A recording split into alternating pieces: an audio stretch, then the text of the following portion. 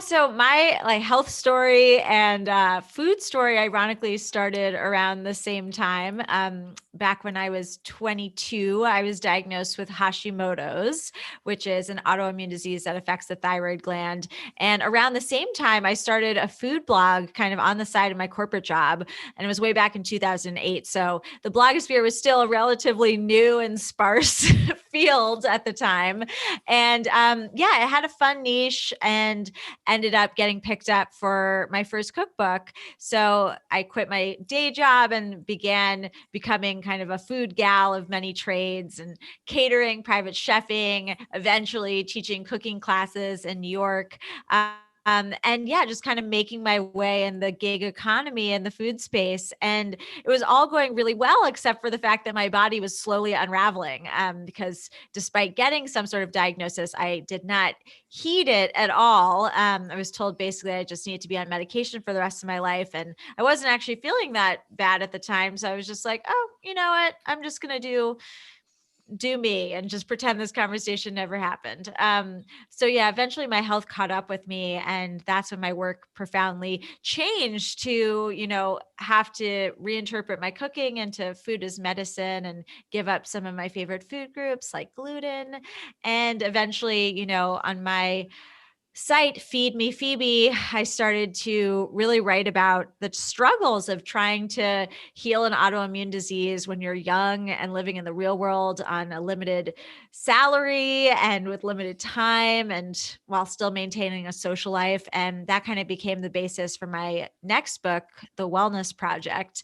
I guess I'm kind of in the business of writing books I love it. for the issues I face in my life. And then after that, my health kind of took another turn, and I was diagnosed with this thing called Sibo, small intestine bacterial overgrowth, which led me to write my most recent book, Sibo Made Simple, and start a podcast on it and just get, super nerdy into the Sibo world. I love it. I think that's amazing to, when you're dealing with something like a chronic illness or this diagnosis, it can be such a burden and gloomy. And I love that you found purpose in that and you share your story, which is, something that can help many other people. Yeah, it's definitely a Um, silver lining for sure. Absolutely. So when I was reading about Hashimoto's disease, according to Mayo Clinic, it's a disease that in which your immune system attacks your thyroid. So for those who aren't super familiar with the thyroid is an important part of the endocrine system, producing hormones that coordinate with many of your body's functions. So I understand that you've been an advocate for Hashimoto's disease as well as SIBO. Can you share a little bit of your experience with your diagnosis? I know, was that long process or was it pretty short and sweet? How did that go for No, you? it was a whole Megillah. Yeah. So as I said, I was diagnosed really young. And as a result, and I think, I was really lucky. A lot of women just don't get diagnosed at all. And thyroid issues affect like 1 in 8 women. It's something crazy like that. And most doctors don't even take a full thyroid panel, which includes antibodies on there. And that's what you need to be diagnosed with the autoimmune condition. They can just test your TSH, which is kind of your thyroid's barometer of where it's at. If it's high, it's calling out for more thyroid hormone production. If it's low, it means you have too many in circulation. So usually that's the only number that doctors check, which can tell you in theory if you're hypo or hyperthyroid. So if your thyroid's sluggish or it's overactive, but it doesn't really give you a complete picture. So I say that because I was very lucky that my kind of more conventionally minded doctor even thought to do a full panel and that she diagnosed me. But of course, the treatment that I was offered, just taking medication, did not sit well with me. And Right. of course, I was onto something because the medication may help you level out your thyroid hormones, but it doesn't take care of the autoimmune component, the inflammatory component, maybe, some of the reasons you may have developed an autoimmune disease in the first place, like a damaged gut. So while I was onto something, I did not, in fact, turn my eye towards some of these other habits or lifestyle changes that needed to happen in order to heal the autoimmune side. And as a result, I really dug myself into a hole. And as I said, I was working a really physical job. It's even more physical in New York City, where you're like literally schlepping groceries and like props and trays and what have you, like on the subway to various Oh, jobs. wow.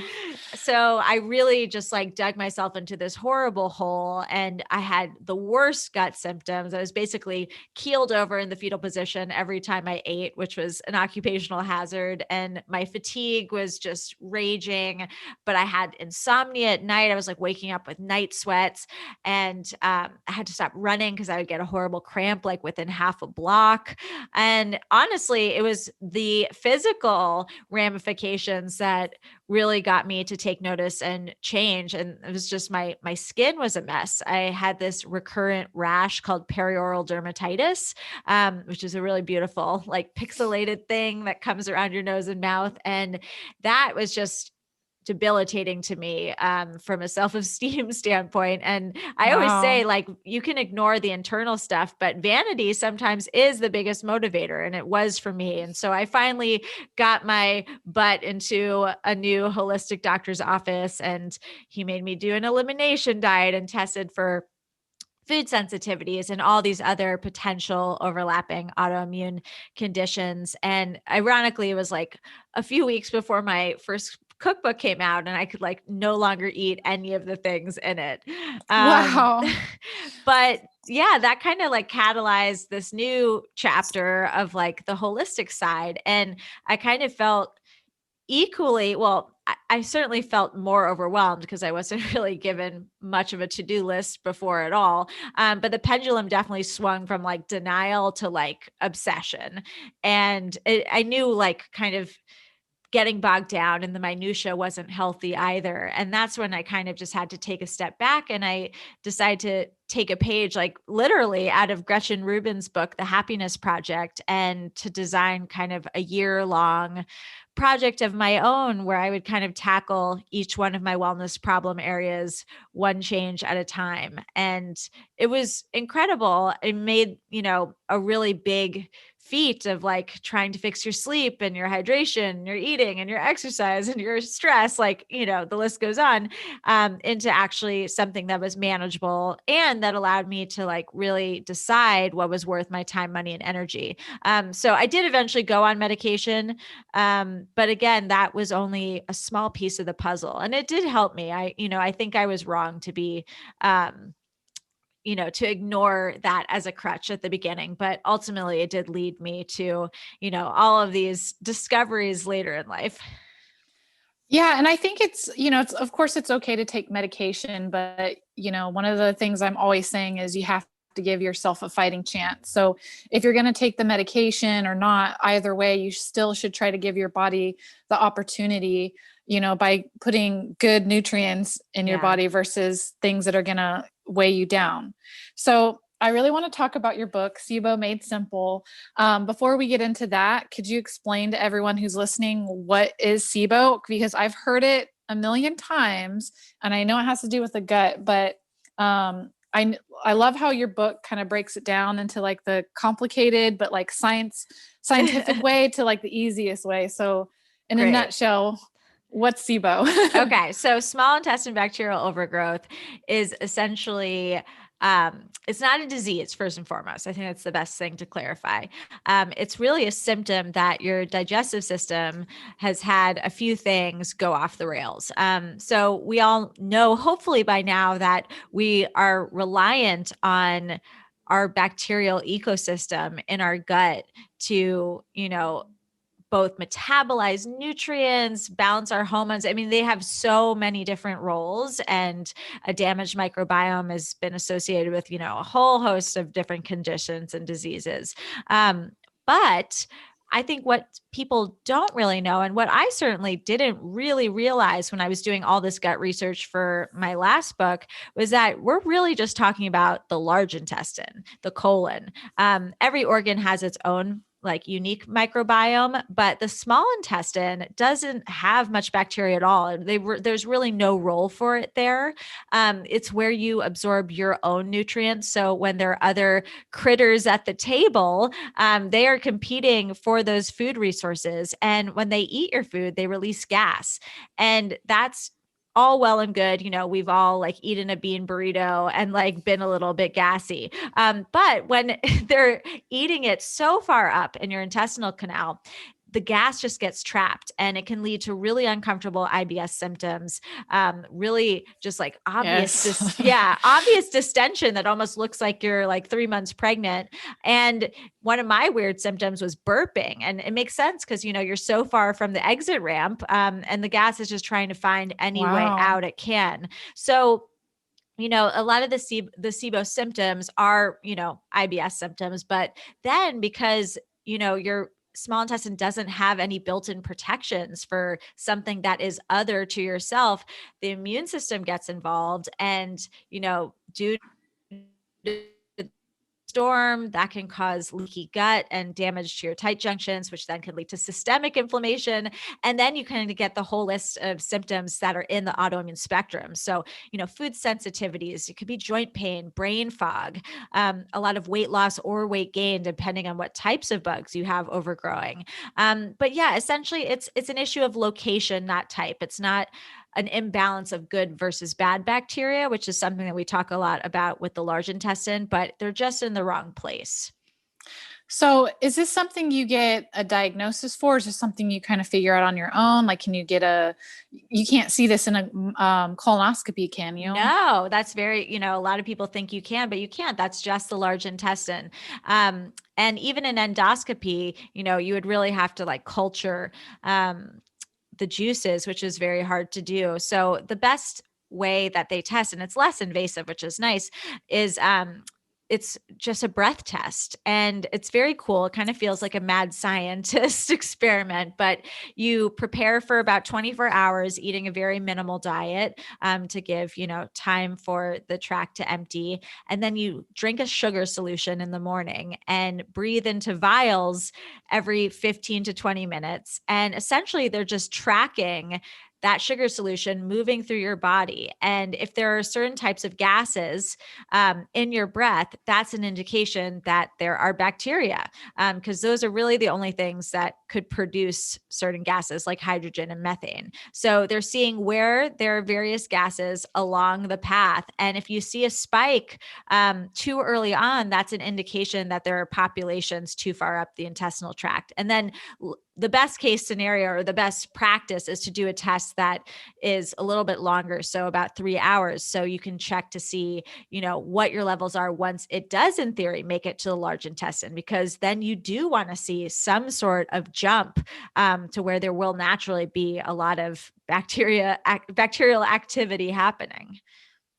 Wow, that's crazy. I feel like so many people probably deal with this and they don't even realize it. Yeah. So it said that over 60% of all IBS cases are actually being caused by SIBO. So again, not just like IBS, it's not really a disease, but there are various, kind of functions that have to go awry in order for bacteria to overgrow there, because your entire digestive system is essentially designed to, neutralize bacteria coming in through the nose and mouth and to carry them through if into their rightful place if they do survive. So, with your book, you also include 90 healing recipes and then practical strategies to rebalance your gut. Um, so if I were to have SIBO, which I probably do because you pretty much just described my life. Um, so you're saying changing your diet and making healthy meals like the ones here in this book are going to help your symptoms, or help you Yeah. to get better gut health? Yeah, it's multi-pronged. So most people do have to go through like one quote unquote kill phase for SIBO because you want to eradicate the overgrowth. That's what's really causing the problems. But, then it's the whole matter of the SIBO has caused so much damage. The bacteria being there, the gases they produce are really damaging to the integrity of the gut to begin with. So how do we heal that?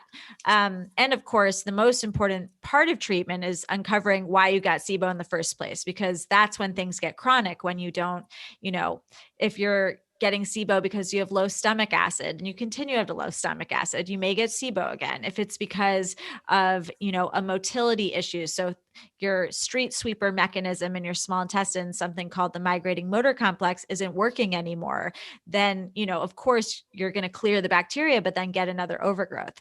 But then, even if you do manage to like successfully eradicate the bacteria, you do another breath test and it's gone, there's still, that issue of all the damage that was caused. And so diet kind of works twofold. First, the low FODMAP diet basically removes a lot of the bacteria's favorite foods. So a lot of different carbohydrates that are found in perfectly healthy, delicious, anti-inflammatory, most of the time, vegetables. But again, because they're your gut bacteria's favorite foods, when they eat it too far up, it's going to cause a lot of symptoms. So if we can just call off, the immune system, call off the dogs and just let things settle, that's going to be healing in and of itself. So there are some people who think of it as like, oh, well, we need to take away the bacteria's food resources and starve them. It doesn't really work that way. That's not going to actually like fully get rid of your SIBO. But it definitely helps with symptoms. So it can trick people into thinking that they're getting better, that their treatment's working more.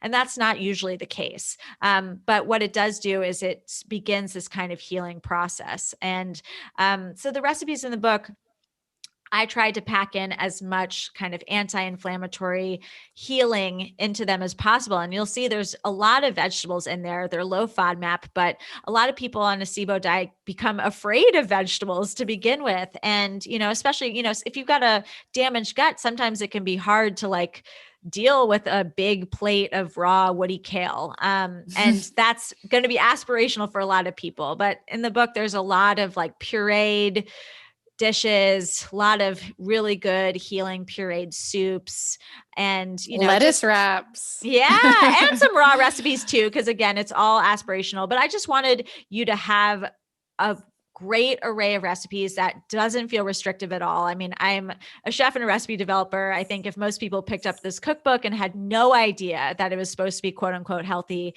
they would still be excited by it.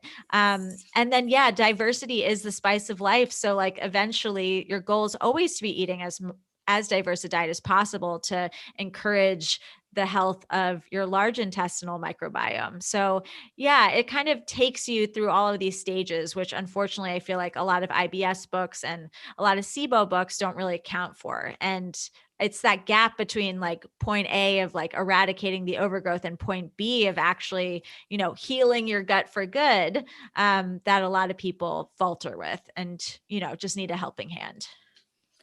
Okay, so I have another silly question. Yeah. The low FODMAP, is that how you say it? Yeah. What does that stand for? What does that mean? So it's like an acronym of various carbohydrates with very long names. I'm going to butcher it, like oligosaccharides, fructans, disaccharides, polysaccharides. Oh, no, polyols. Yeah. Monosaccharides. I should know these by heart, but it's not my area. Anyway, these are in all plants. Like they're not something that you're allergic to. They're just sometimes poorly digested. So it is one of the most data-backed approaches for lessening IBS symptoms. And, it always confused me hearing about this diet. Like, why does that work? It's literally removing everything that gut scientists tell you to eat to have a good microbiome. But, if you think about SIBO, it makes a lot of sense from a common sense point of view that, of course, you're feeding your bacteria their favorite foods. They're in the wrong place. You're going to be miserable. comfortable. So it's not meant to be something that you're on long term. I get people writing me all the time that they've been on this diet for years, and there is very compelling evidence that that is incredibly damaging to your large intestine to be on that kind of limited diet for many years. So it's all about kind of doing the reintroduction without fear in, a concrete, practical way. And there's a lot of resources in the book for how to do that, step by step. But again, the ultimate goal should be to eat whatever you can, to diversify your plate. I love that. Now, what about people who, like me, who have a major sweet tooth? How does that work? Sugar, is that Yeah. a bad thing? No, I mean, it's not, I think, unhealthy depending on the ratio to other things, no matter what. Of course, bacteria and certainly yeast and fungi would be very excited about sugar in your diet. A lot of people with Sibo also have an overgrowth of fungi or yeast, because again, it's like you're just dealing with some sort of roadblock or a slowing or stagnation. So anything, can overgrow. That's opportunistic. But I do think that you can totally have a little bit of sugar here and there on a Sibo healing diet.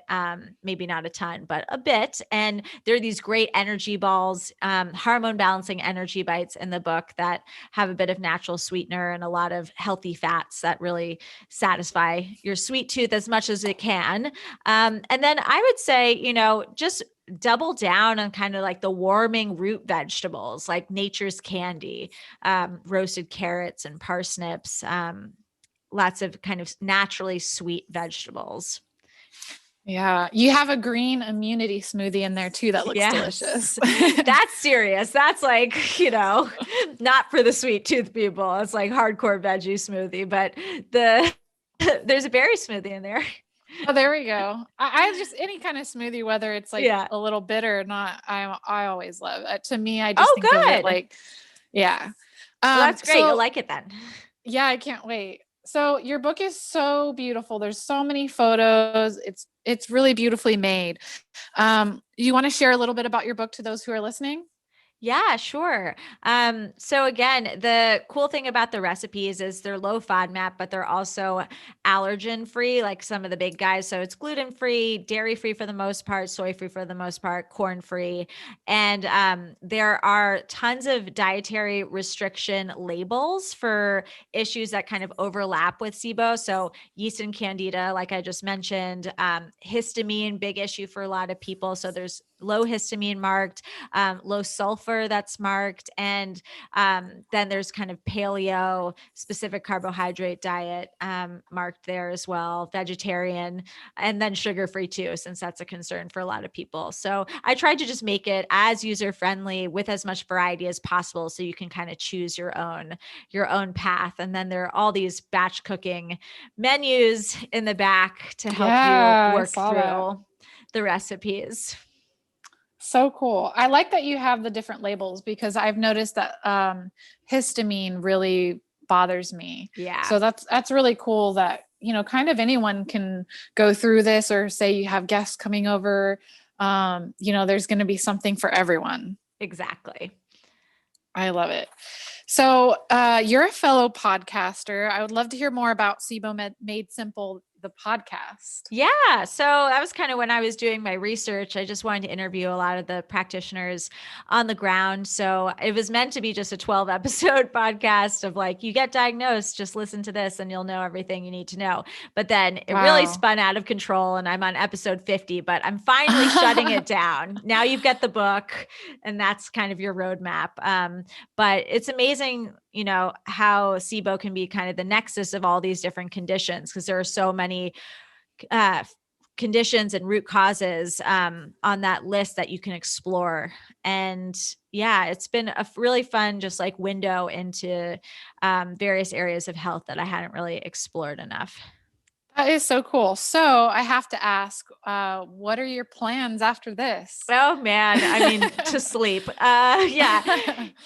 people don't realize you don't make money off of writing books, really. You don't make money off of podcasting either. So I was doing both Oh, things I in know all addition. that. Yeah, I was doing both things in addition to, like, all the other things I do to actually make money. So I'm excited to just, be able to work at a little bit slower clip and Yeah. enjoy life. And I don't know, I'm sure my next project will find me. I'm not sure what it is just yet. I love it. It always comes out of nowhere, I feel Yeah. like. So definitely want to know, what is your favorite Sibo meal? Ooh, okay. I have a few favorite recipes in the book. They kind of are always rotating. There are a lot of really good sheet pan meals in there. There's this one turmeric dill catfish that I love. It also, if you're Ooh. vegetarian, tastes great with tofu. It would probably taste great with chicken too. But it's just an interesting combo. It's based on a Vietnamese recipe of just lots of lime juice, ginger, turmeric, dill, obviously. And yeah, it just comes together. It's really easy and is interesting and Ooh. delicious. That sounds really good. I love that combo together. Oh wow, I just literally flipped to it. Oh, there it is. I love the idea of the sheet meals or the sheet Yeah. pan meals, because there's 5 of us, so it's just so nice and easy to just like throw everything on the plate. Yeah. And I love like the different types of meals, because I feel like a lot of times too, people kind of get in their rut of the meals that they kind of grew up on or eventually Yeah. adapted over time. And it's like on Fridays we have pizza, and on Monday, so it's really cool to be inspired to cook outside of the box. Totally. Yeah.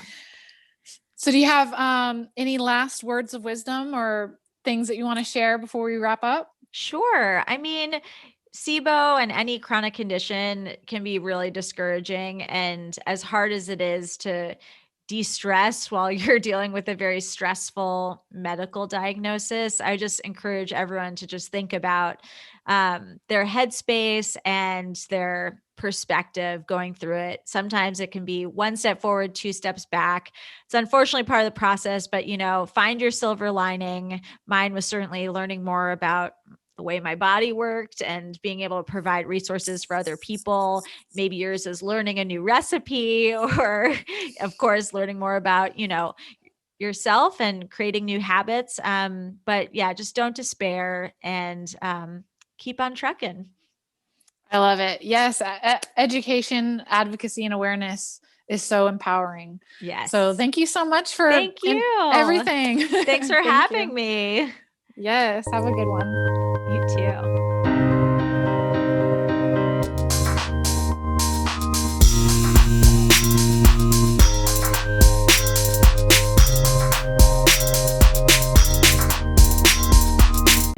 Please be sure that you subscribe to the blog, which is bluedreamhealth.com, where you can find additional links and information on this episode. You can also check out the digital magazine on our website, as well as find us on Patreon, where you can be a supporter.